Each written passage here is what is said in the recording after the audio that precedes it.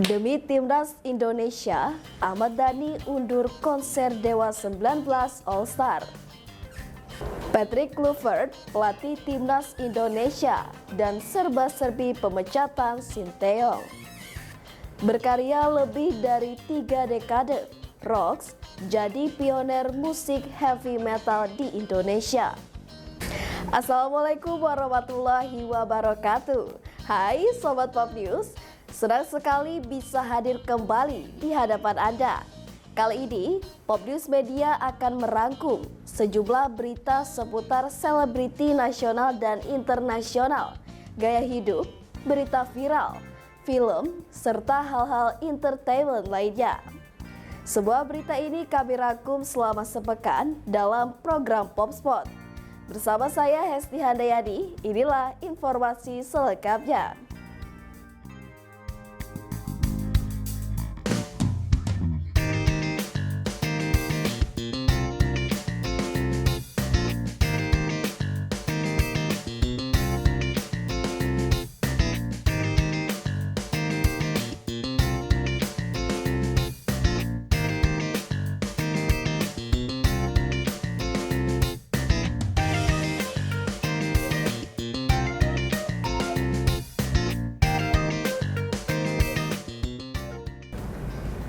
Kita awali informasi kali ini dengan konser Dewa 19 All Star terpaksa harus ditunda karena persiapan laga leg kedua kualifikasi Piala Dunia Indonesia melawan Bahrain.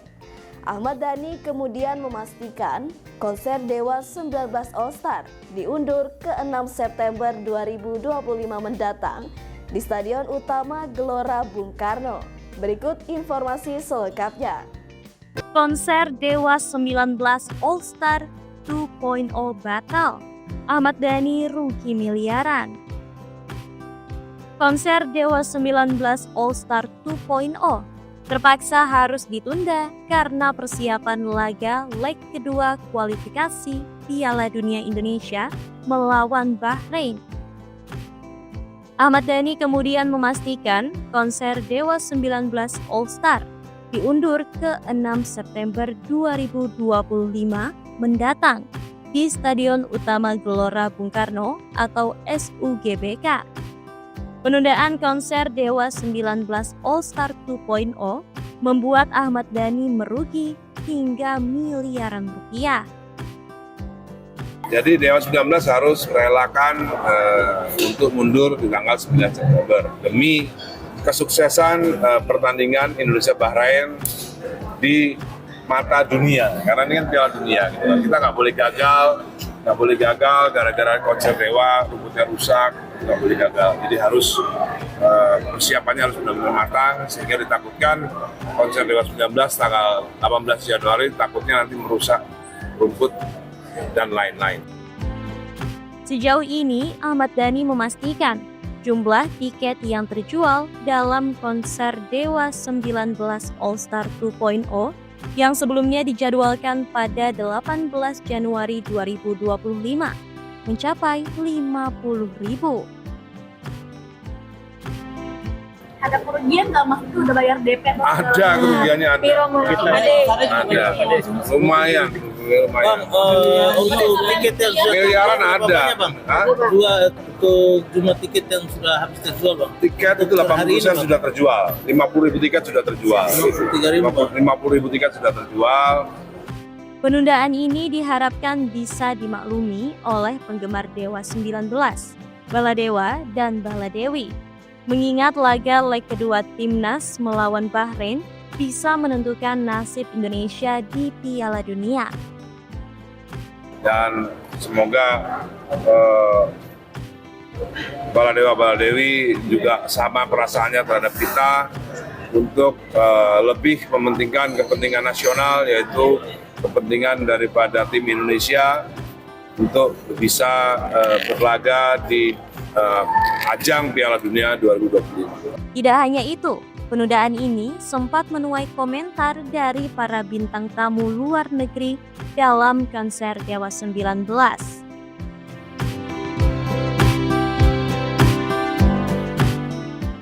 Mereka juga sebenarnya nggak bisa menerima, tapi ya mau dibilang apa. Dhani mengikhlaskan kerugian tersebut dan berharap bisa mendapatkan sponsor dari Ketua Umum PSSI Erick Thohir. Menurut Ahmad Dhani, momen Timnas Indonesia melawan Bahrain sangat dinantikan oleh pecinta sepak bola tanah air. Sehingga kita harus mengalah, kita semua ya, Dewa 19, All Star, promotor, kita harus mengalah. Penggemar Dewa 19 juga harus lebih mementingkan daripada pertandingan Indonesia melawan Bahrain ini, karena ini menjadi hal yang ditunggu-tunggu selama ini di Piala Dunia.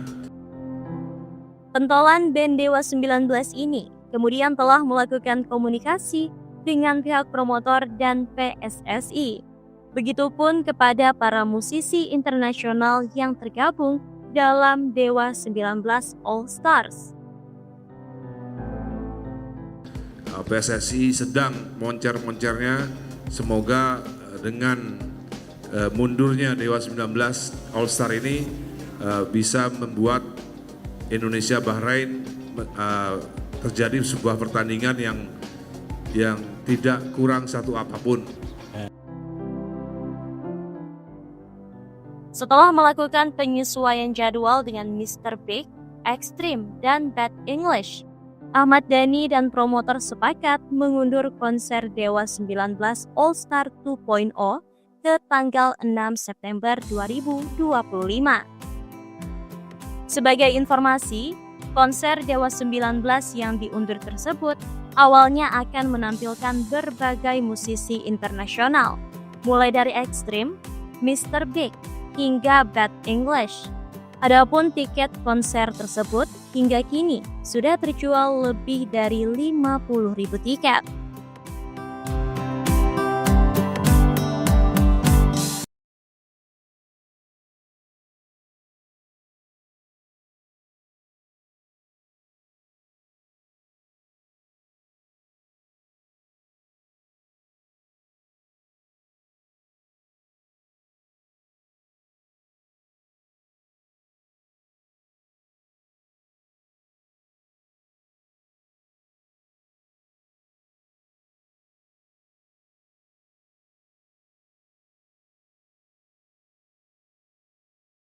Dikabarkan pelatih asal Belanda, Patrick Kluivert, akan menggantikan Sinteyong. Kabar ini menguat setelah sejumlah media Belanda banyak memberitakannya. Berikut informasinya. Patrick Kluivert, nahkoda baru Timnas Indonesia. Thank you Sinteyong. Patrick Kluivert akan menjadi pelatih Timnas Indonesia, menggantikan Sinteyong yang resmi dipecat Persatuan Sepak Bola Seluruh Indonesia atau PSSI, menurut sejumlah media Belanda. Media Football Internasional menyebut Kluivert akan menandatangani kontrak 2 tahun sebagai pelatih Timnas Indonesia.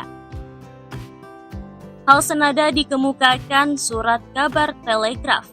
Bahkan, media tersebut memaparkan bahwa kontrak 2 tahun Kluivert bisa diperpanjang 2 tahun lagi guna mengarsiteki Timnas Indonesia menghadapi kualifikasi Olimpiade 2028. Sejauh ini, Kluivert dan manajemennya menolak berkomentar. Begitu pula dengan PSSI. Namun, dalam jumpa pers di Jakarta, Senin 6 Januari siang, Ketua Umum PSSI Erick Thohir tidak membantah bahwa salah satu calon pengganti Sinteyong adalah Patrick Kluivert. Mantan pemain timnas Belanda yang berada di urutan keempat pencetak gol terbanyak untuk tim Oranje itu sebelumnya pernah menjadi pelatih Curaçao di Karibia. Mantan penyerang Ajax dan Barcelona itu juga pernah menangani klub Adana Demirspor di Turki. Namun, masa jabatannya di klub itu tidak berlangsung lama. Pada bulan Desember 2023, Kluivert mengundurkan diri.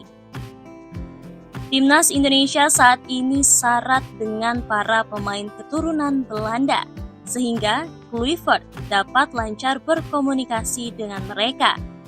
Komunikasi merupakan salah satu faktor yang menurut Ketua Umum PSSI, Erick Thohir, menjadi alasan pihaknya memecat Sinteyong.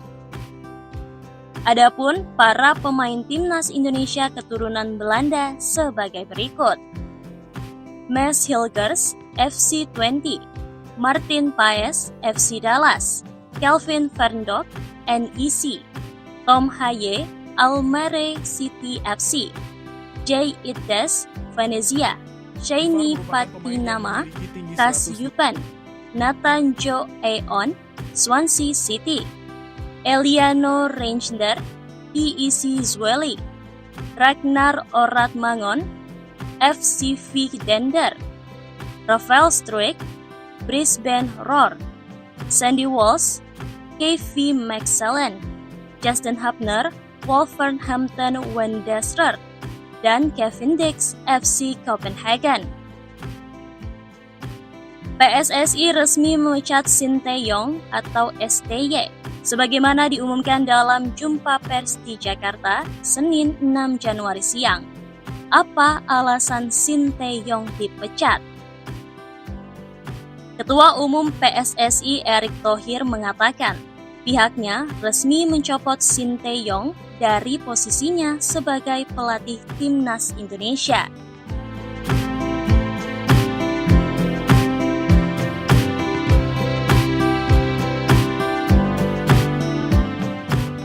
Keputusan ini diambil dengan seksama dan tidak tergesa-gesa setelah pihaknya melakukan evaluasi. Erick juga memastikan bahwa pencopotan Sinteyong tidak terlepas dari dinamika timnas yang perlu menjadi perhatian khusus, sehingga hasilnya lebih konsisten.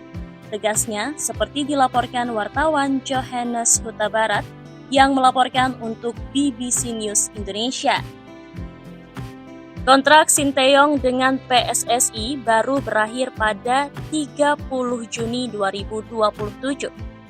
Siapa pengganti Sinteyong? Di hadapan wartawan, Erick mengaku PSSI sudah mendapatkan calon pengganti Sinteyong. Namun, Erick tidak menyebutkan namanya. Dia berjanji akan memperkenalkan kepada media pada 12 Januari nanti. Sebelumnya, telah beredar beberapa nama yang disebut sebagai calon pengganti Sinteyong. Salah satunya adalah Patrick Kluivert, ex-pemain depan Timnas Belanda, Ajax, dan Barcelona.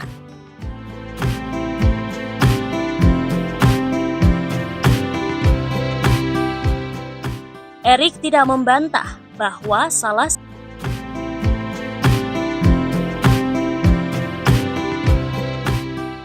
Namun, Erick tidak menyebut dua nama lain kandidat lainnya. Dia meminta wartawan untuk mengikuti jumpa pers dengan pelatih yang sudah disepakati pada 12 Januari nanti. Erick Thohir menjelaskan sejak 25 Desember sampai 30 Desember 2024, dirinya berada di sebuah negara Eropa untuk menyaring calon pelatih baru. Meski begitu, ia tidak menyebut secara spesifik negara Eropa mana yang dikunjungi guna menjaring pelatih baru. Erick mengatakan dirinya proses wawancara bertepatan pada hari Natal 25 Desember.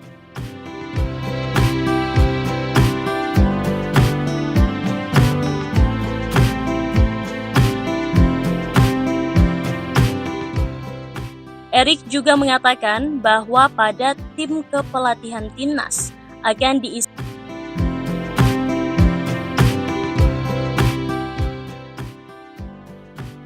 perjalanan karir Patrick Kluivert. Patrick Kluivert, kelahiran 1976, merupakan generasi emas klub Ajax, Belanda pada 1990-an. Dia adalah pemain depan yang disegani di tahun-tahun itu. Kluivert saat usianya 18 tahun berperan penting saat Ajax meraih juara Liga Champions UEFA 1995. Dia mencetak satu-satunya gol 5 menit menjelang bubar ke gawang AC Milan di Wina. Saat itu, Kluivert merupakan pemain termuda yang mencetak gol di final Liga Champions UEFA. Setahun sebelumnya, 1994, Kluivert sudah dipercaya memperkuat timnas Belanda. 2 tahun kemudian, dia memperkuat tim Oranje Belanda di Euro 1996 yang digelar di Inggris. Kluivert tampil meyakinkan di Piala Dunia 1998 di Perancis saat Belanda menahan seri Brazil 1-1 sebelum takluk melalui adu penalti. Sebelum pensiun pada 2004, Kluivert telah memperkuat timnas Belanda sebanyak 79 kali. Dia telah mencetak 40 gol, pencetak gol terbanyak keempat untuk tim Oranje. Penampilannya yang meyakinkan bersama Ajax membuat klub kaya Italia AC Milan merekrutnya. Di sana dia hanya bertahan 1 tahun, 1997 hingga 1998. Dan setahun kemudian, 1998, Kluivert dipinang oleh klub raksasa Spanyol Barcelona. Berpasangan bersama pemain depan asal Brazil Rivaldo, Kluivert menjadi depan yang ditakuti. Selama 6 tahun, 1998 hingga 2004, Kluivert ikut berperan memenangkan gelar La Liga pada 1999 dan mencetak 124 gol dari 249 penampilan. Saat memperkuat klub Katalan itu, Kluivert tampil meyakinkan di Piala Euro 2000. Saat itu Belanda dan Belgia menjadi tuan rumah bersama. Di ajang bergengsi itu, dia menjadi pencetak gol terbanyak bersama. Dia memborong 5 gol. Pada 2004, Kluivert terpilih masuk dalam FIFA 100.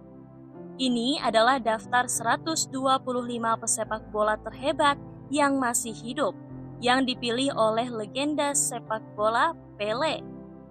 Proyek ini merupakan bagian dari peringatan 100 tahun FIFA. Kluivert dianggap sebagai salah satu striker Belanda terbaik sepanjang masa. Karir sebagai pelatih. Setelah gantung sepatu, Kluivert memasuki dunia kepelatihan. Dia mengawali karirnya sebagai asisten pelatih klub AZ Belanda pada 2008 hingga 2010. Tetap sebagai asisten pelatih, Kluivert sempat dipercaya klub asal Australia Brisbane Roar 2010. Tidak lama kemudian, dia dipercaya menjadi asisten pelatih klub NEC Nijmegen Belanda selama setahun 2010 hingga 2011. Barulah dia dipercaya menjadi pelatih penuh klub Jong 20 di Belanda pada 2011 hingga 2012. Saat Piala Dunia 2014 di Brazil, Kluivert menjadi asisten pelatih timnas Belanda. Dia mendampingi pelatih Louis van Gaal saat tim Oranje berhasil menduduki peringkat 3. 2 tahun kemudian, 2015 hingga 2016, dia menjadi timnas Curaçao di Karibia. Pada 2016, dia kembali ke klub yang membesarkannya, Ajax. Dia menjadi pelatih untuk tim tarunanya. Selang 2 tahun kemudian, Kluivert sebagai asisten mendampingi Clarence Seedorf saat dipercaya sebagai pelatih timnas Kamerun. Di sini, dia hanya bertahan setahun. Memasuki 2021, Kluivert kembali menjadi asisten pelatih timnas Curaçao. Dan 2 tahun lalu, Kluivert menjadi pelatih klub Liga Turki, Adana Demirspor. Dan di awal 2025, nama Patrick Kluivert disebut-sebut salah seorang yang ditawari untuk menjadi pelatih timnas Belanda. Dua penyebab Sinteyong dipecat PSSI. Ketua Umum PSSI Erick Thohir mengungkapkan setidaknya dua penyebab pemecatan Sinteyong dari jabatan pelatih timnas. Pertama, komunikasi.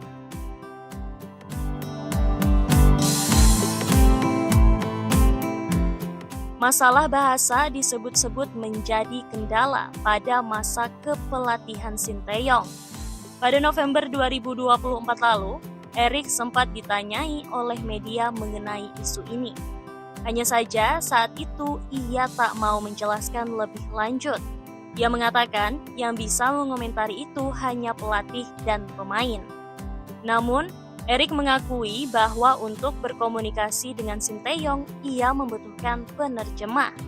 Sementara itu, asisten pelatih timnas Nova Arianto pernah menyebut memang ada masalah kendala bahasa, meski tidak menjadi isu besar karena ada penerjemah.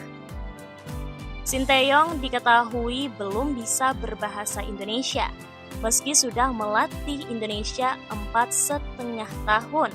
Padahal, salah satu kesepakatan dalam kontraknya adalah sang pelatih harus belajar bahasa Indonesia. Pada momen perpanjangan kontraknya, Mei 2024 silam, Sinteyong sempat meminta maaf karena belum bisa berbahasa Indonesia.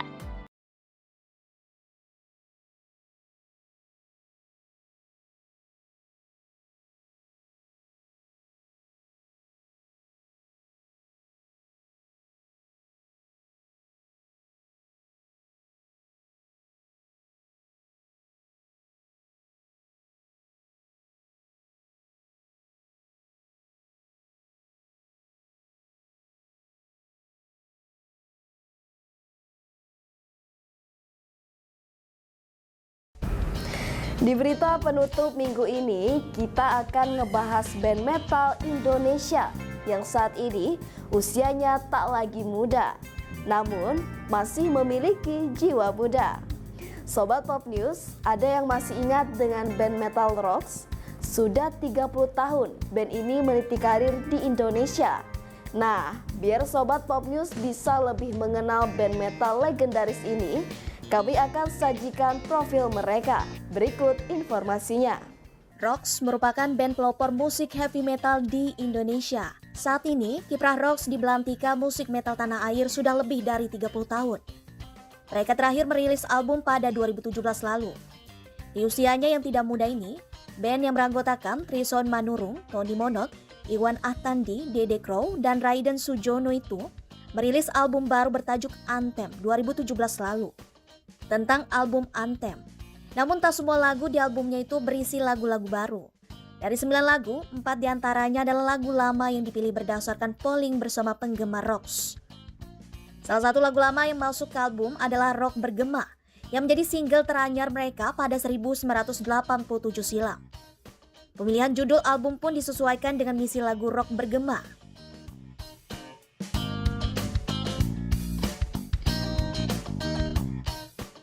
Isi dari album yang sudah melalui proses rekaman sejak Oktober tahun lalu itu bercerita tentang kondisi sosial dan politik Indonesia saat ini. Dengan begitu, Rocks mengaku tidak terlalu kesulitan untuk menuangkan keresahan mereka menjadi sebuah lagu. Salah satu lagu baru yang menyuarakan keresahan mereka adalah Black Status, yang sebelumnya sudah dirilis video klipnya. Ide untuk lagu ini pun terbesit sudah lama, yaitu keresahan tentang kampanye hitam yang merajalela di media sosial. Perjalanan musik Rocks. Sebelum menjadi Rocks dengan deretan personel seperti sekarang ini, band yang terbentuk sejak tahun 1987 ini terdiri dari Trison vokal, Jaya gitar, Ari drum, Iwan gitar, dan Tony bass. Namun nasib berkata lain. Pada tahun 1999, Ari meninggal dunia dan membuat Rocks kelimpungan. Pada Januari 2016 lalu, Rocks juga ditinggal oleh salah satu pendirinya, yaitu Jaya. Kabar hengkangnya Jaya ini dikarenakan ketidakcocokan dirinya dengan band yang ia naungi itu. Sebelum menelurkan Anthem, Rocks sudah memiliki 5 album. Album-album tersebut adalah Rocks Album Hitam 1992, nol di 1994, Bergema Lagi di 2004, Retake 2008, dan Jauh Dari Tuhan di 2013. Awal berdirinya ROX. ROX sebelumnya bernama School dan Navy Punk adalah grup musik beraliran heavy metal yang didirikan pada tahun 1981 di Jakarta. Didirikan dengan formasi awal yakni Trison Manurung, Jaya, Ari Yanuar, Tony Monot, dan Iwan Ahtandi yang disebut juga sebagai formasi klasik ROX.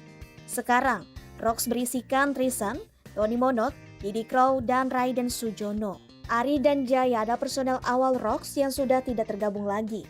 Ari meninggal dunia pada tahun 1999, sedangkan Jaya keluar pada awal tahun 2016 disusul Iwan dan Raiden sejak keluar pada tahun 2022. ROX dikenal dengan album pertama mereka yaitu ROX yang dirilis tahun 1992.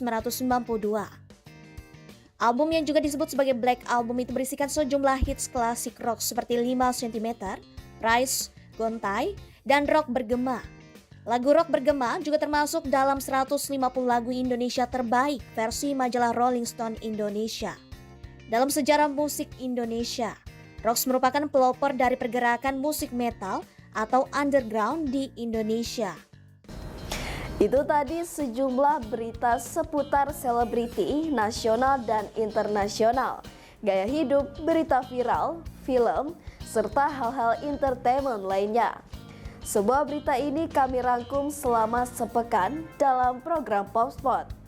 Anda bisa mengakses berita lainnya di web kami di popnews.id dan di channel YouTube Pop News Media. Jangan lupa untuk komen, share, like, dan subscribe channel kami. Kami undur diri sampai jumpa minggu depan.